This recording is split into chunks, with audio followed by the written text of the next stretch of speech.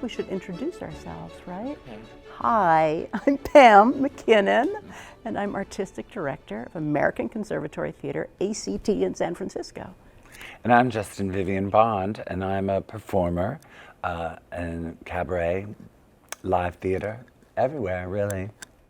And right now we're in San Francisco because you're performing. I'm playing at this Feinstein's. weekend. Playing at Feinstein's. At the Nico. Yeah, it's very exciting. And is this part of a multi-city tour? Is this? No, it's just, they contacted me and asked me if I would come, and this is my first group. I did a live show in March, but this is my first real show with a paying audience night after night. So it's great to be back. Yeah, and we're back. I started in San Francisco, so it's nice to restart or start again in San Francisco with many of the same people in my audience that were there at the very beginning. So it's magical. That's fantastic.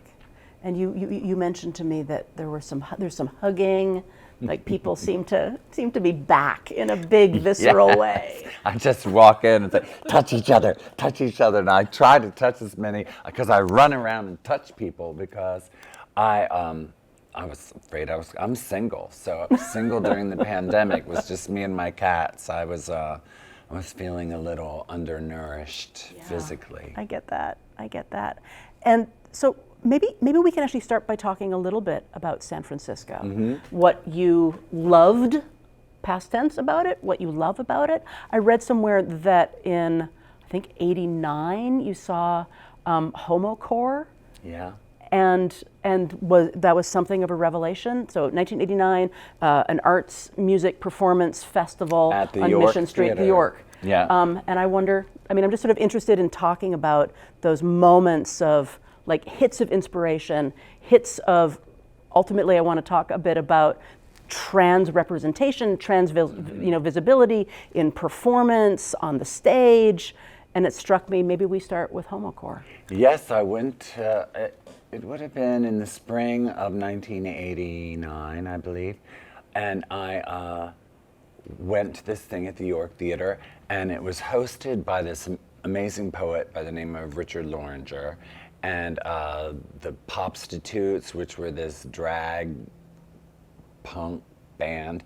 They were playing, and Bambi Lake was performing, who was a legendary trans performer in San Francisco. And another person was named Stephen Maxine, who did this whole ritual for Kali, and it was just like really punk, really on the edge, but also just the gender representation was all over the place. And my jaw dropped, and I was just like, I had never seen anything like it before. And so I was just completely enchanted by this world that I knew I could possibly be in someday. And then that spring was my first Pride. And so I was at I went down there, and I wasn't sure exactly what was going to happen. But I thought, well, if I see a group that I feel like I have an affinity with, I'm going to march in this parade. And around the corner came this police car, or this car that was painted to look like a police car, but it had a pink paper mache high heel on the top, and they had bolted an apple crate filled with high heels on the back, and it was many of the people from that performance, and they were using the high heels to beat the police car. And so we just basically kicked and beat this car for the whole parade route. It was very punk, and it was amazing. I was like, my people, and I joined with them, and that was my San Francisco world after that. Oh, that's fantastic. And did you then immediately step into performance? How did that? Well, I had majored in college in acting, and I didn't really, I liked it, but I started to, after I got out of college, I realized I didn't like going to auditions and having to kind of figure out who I was supposed to be in order to get a job. Yep. I didn't like making myself someone else because I didn't really know who I was. But I knew I didn't like that, and then so I had kind of given up on the idea of an acting career. But then I saw this, and Kate and I went to an open call for Theatre Rhinoceros, and I was cast in this musical as this sort of romantic lead, as this young boy, and I was the object of a romantic desire, which I had never been before. But when that was happening, Kate Bornstein came to the show, and she cast me in her play Hidden Agenda, which was about this 19th century intersex person named Herculine Barban, whose journals had been discovered by Michel Foucault. And I was not going to do it because I thought, well, I'm just finally getting play as a cute boy. And once I do this, everybody's going to know I'm trans and I'm not going to get any action. I thought I would never get any action, you know? Yeah. But I had this cis straight roommate at the time who read it, and he's like, it's an amazing play and you really need to do it. And I did it. And then, of course, it changed my life. I came out as trans and I found out that people still did desire me, and I went on with my career as a performer, but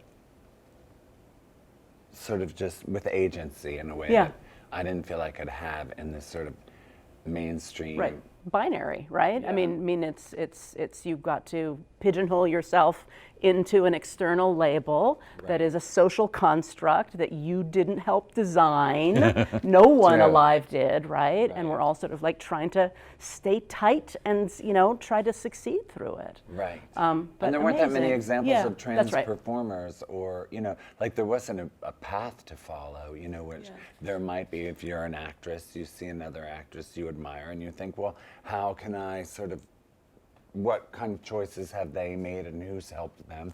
There was nobody that was like looking to help a trans performer find their way into the mainstream or any level of success that I'm aware of. Right, right. And so seeing other people do it lets you sort of fill in that affinity and say, oh, this actually might be something for me. Right? I mean, it's and just to, you know, sort of other people performing, living authentically lets you step in a different way and see possibility. And you know, I don't know if you saw the documentary Disclosure. That was such a powerful thing for me to see, because all of these sort of performers who are now sort of mainstream people, like Laverne Cox, who's moved to San Francisco. I mean, she moved to New York the same summer that I moved from San Francisco to New York, and she's had this career, you know, and she and Candace Cain and a lot of the people, they have worked in this way that I did not work. Because I made up my mind that I was going to just do my own thing, you know. So I did Kiki and Herb, and I did my own cabaret career, and I went to various places doing all of that because I thought, well, I'll just write roles for myself. Right. And I didn't ever consider doing the things that they did. And then when you see them talk, and then the reason being because I didn't want to play a transgender prostitute. I wanted to play a glamorous grande dame, you know. And they did this work that was so impressive because they have more of a fortitude than I could ever muster. I could never have put myself in those situations because I don't think I'm strong enough. Their strength was so impressive. And so then by being so strong and being in those roles, they learned how to be in front of a camera and all of that, which I don't know that I mean, I have learned it, but to be given those parts, like actors do, to develop your craft was not something that was easily accessible for trans people. Right, right. And so writing, creating your own work on your own terms in smaller spaces, and then slightly larger, slightly larger, slightly larger, and then the mainstream, I mean, didn't open up for you, but you... It almost did, but I ran away. Okay. Because after we did Kiki and Her on Broadway, and we did Carnegie Hall, and we came here, then we were invited to, and this was in the mid-2000s, if you remember Perez Hilton, he was so huge, and he was the supporter of Britney Spears and Amy Winehouse, and he wanted to champion Kiki and Herb. And our producers who had brought us to A.C.T, they were sort of into the idea that we would have a press conference and announce a tour with Perez Hilton. And I thought, if I do this, this is going to be my life. I'm going to be forever this character. That's the only thing people are going to know me as. And so I had about 3 hours to make a decision, and I said no, and that was the end of Kiki and Herb for many years. But that would have been a mainstream thing, but I just wasn't prepared for that. And not prepared for that because you knew that there were other creative things that you wanted to do. You knew that that character had run her course. She had run her course, and I also don't like that much attention.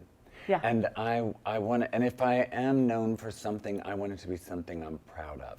They asked me to be on one of those shows where they make outfits for people, the style one with Heidi Klum. They wanted me to be dressed by one of the designers, and I was like, I do not want to ever walk anywhere and have somebody go, oh, you're that drag queen that was on whatever that show was. I didn't want that. Right, the Learning Channel. Yeah, I wouldn't mind being known for being on the Learning Channel, but I was like, I don't want to be at a mall and have someone yell that at me. Yeah, no, a little bit creepy. If they were like, I saw you on Short Bus, sure, but oh, what an amazing movie. Yeah. And John Cameron Mitchell.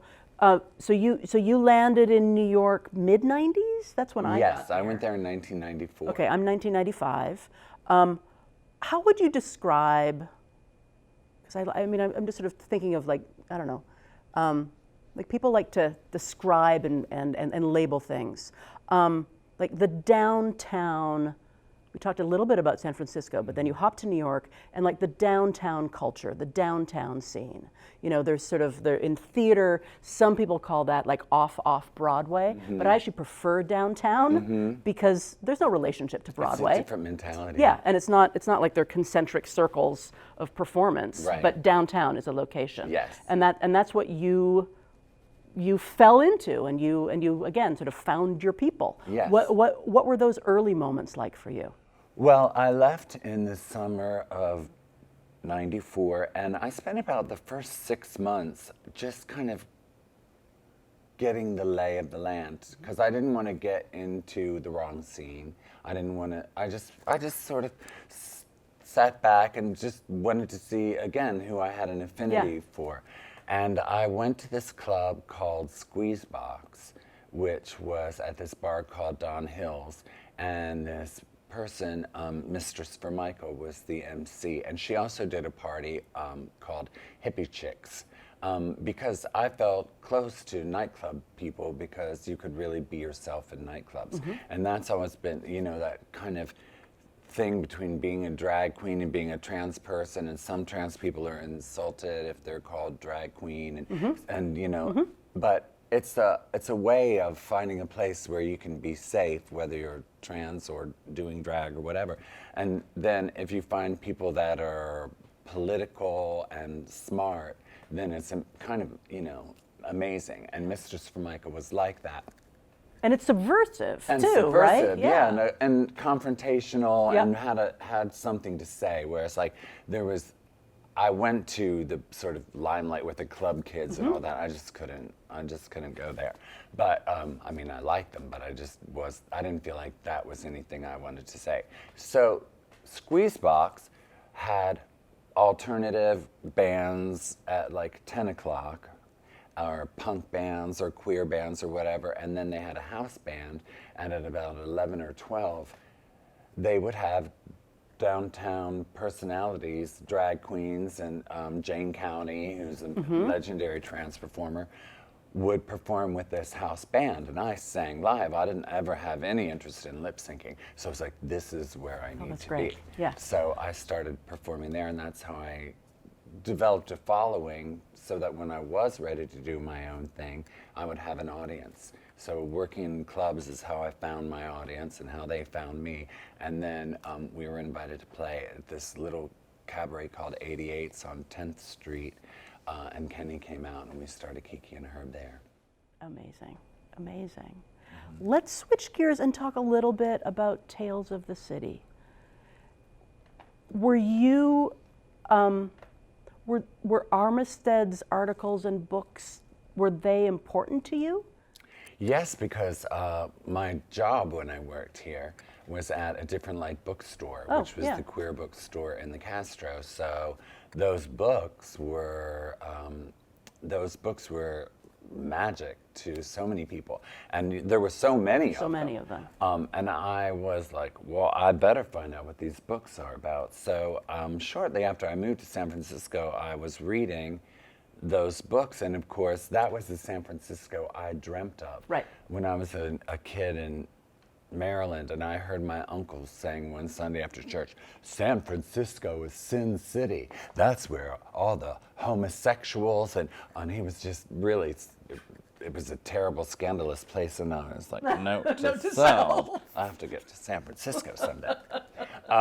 So that was the San Francisco I hoped to encounter, but I moved here in the fall of 1988, and it was a very different landscape.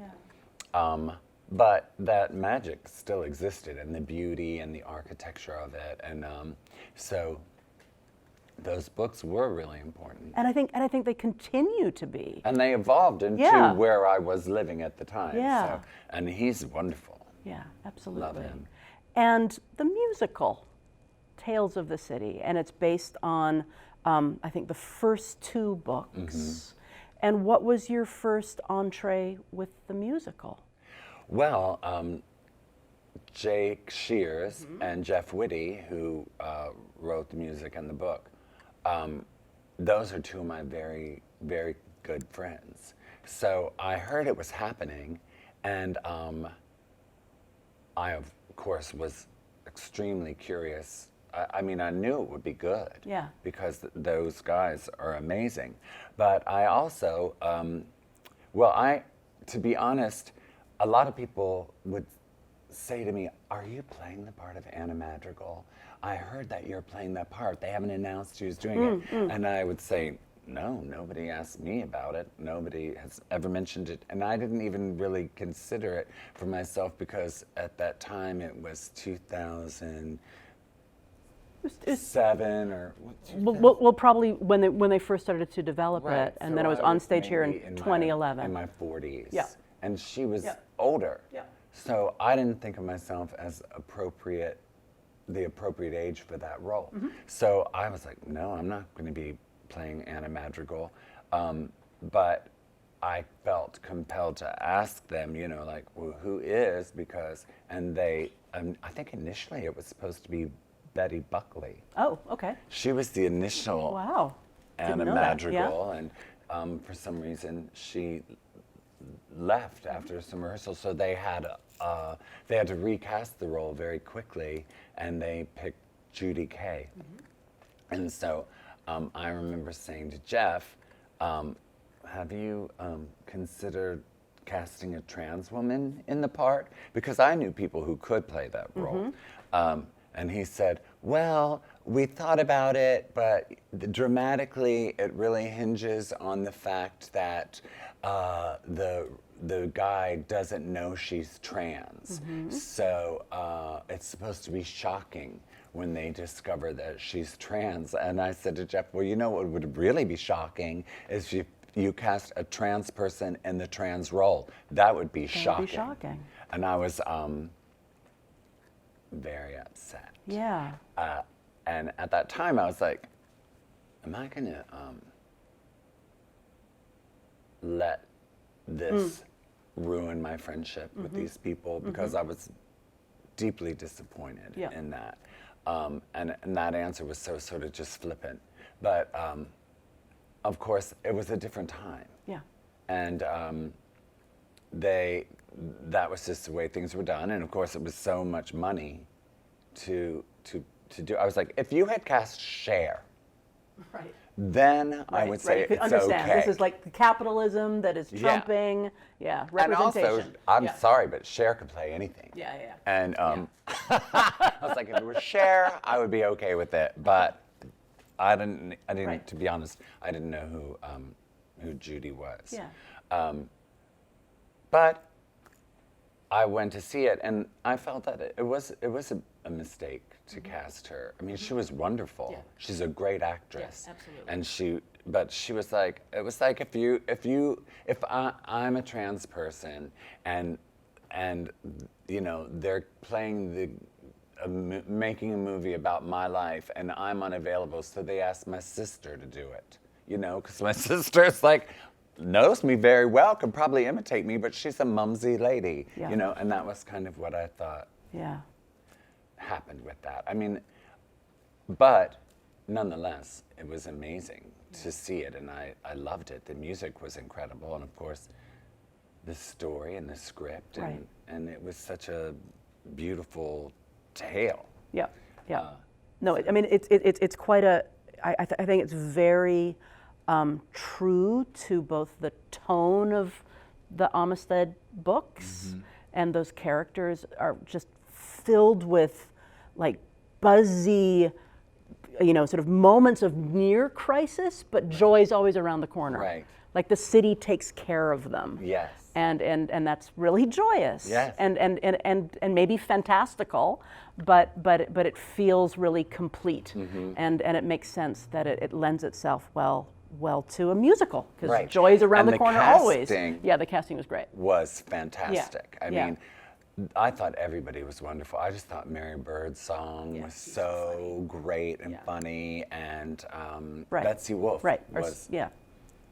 Our navigator. Yes. I love Betsy Wolfe, and I thought she was fantastic in it, and that's a hard part. Yeah. And Well, ingenue types always are, right? It's sort of like, you're the naive, everyone else gets to be gritty or funny, and you just have to ping pong your way through and somehow grow by the end. Yeah. But okay, so going back to, so this is 12 plus years ago, 10 years ago, by the time it's on the Geary stage. And so a cisgender woman is cast as this iconic trans woman from these books. You know, also Olympia Dukakis, right? Cisgendered woman. People were used to. People are used to it. But you had a visceral response. You were harmed, disappointed, upset by it, and you just told me that you know, is this going to break a friendship? Is this going to? So how did you sort of navigate through it, or was it just a matter of this is an expensive show, this is commercial, even though I know people who could play it, even though people think I could play it, though I'm too young.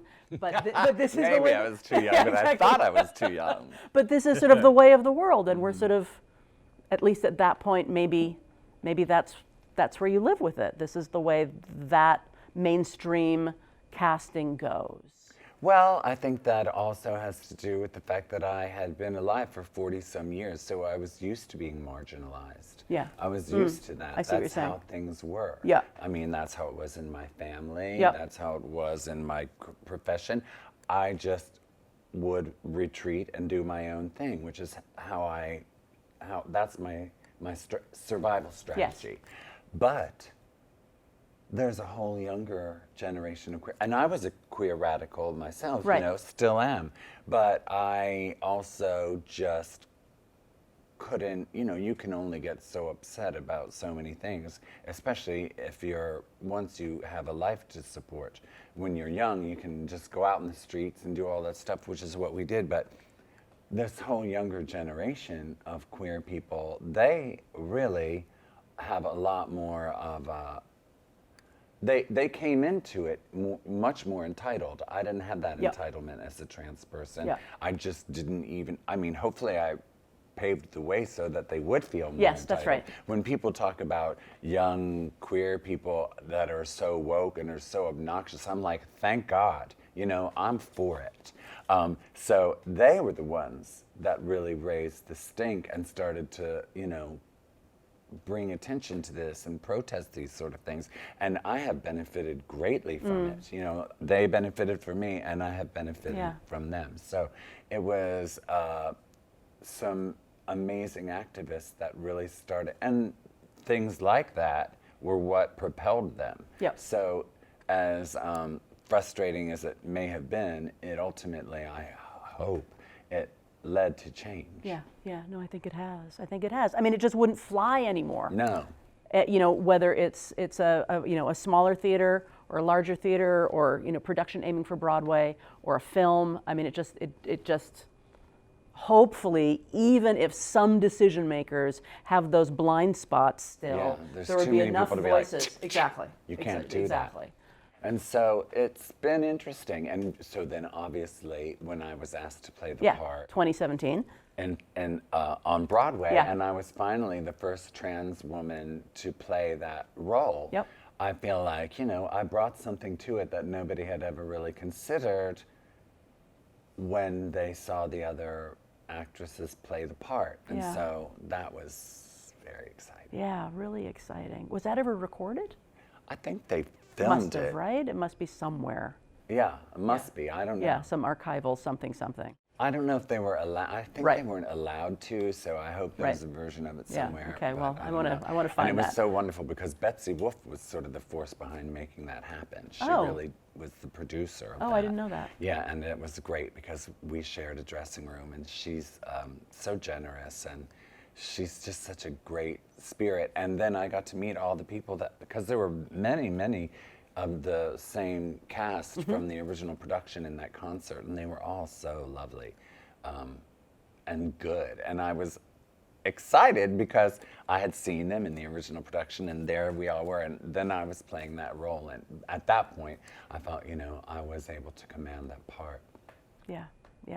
So it was fun. And that was a benefit concert. That was so like a one-time only. It was a one-time only. Wow. On Broadway. So. Yeah. It was exciting. I think it was at the Music Box Theater. Okay.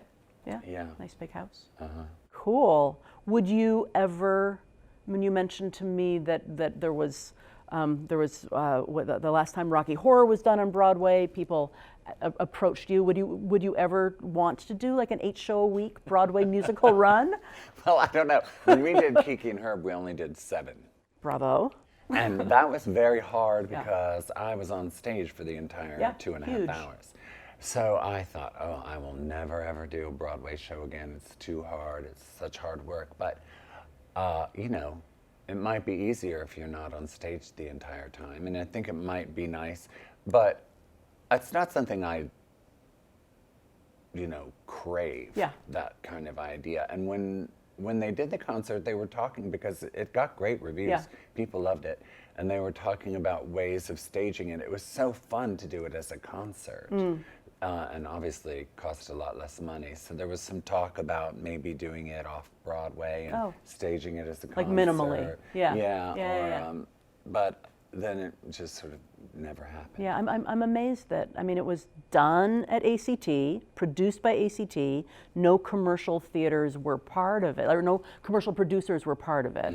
And it had a very successful extended run here, exactly 10 years ago, this July, and then it just disappeared, like disappeared. the mists of Avalon. Yeah, which I sort of love about theater, but you sort of, you know. Well, it's like the image of, you know, San Francisco in the clouds. Yes. It's on the cover of one of those books where you just sort of see the Golden Gate Bridge tipping. So it's a little bit of Transamerica. Yeah. It's there.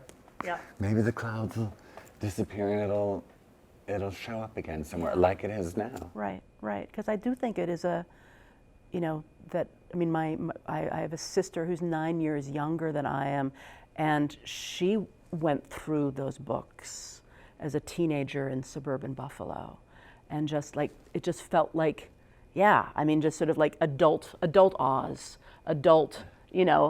like find your family, and I think people still do that. Well, it's a great example, you know, of friendship.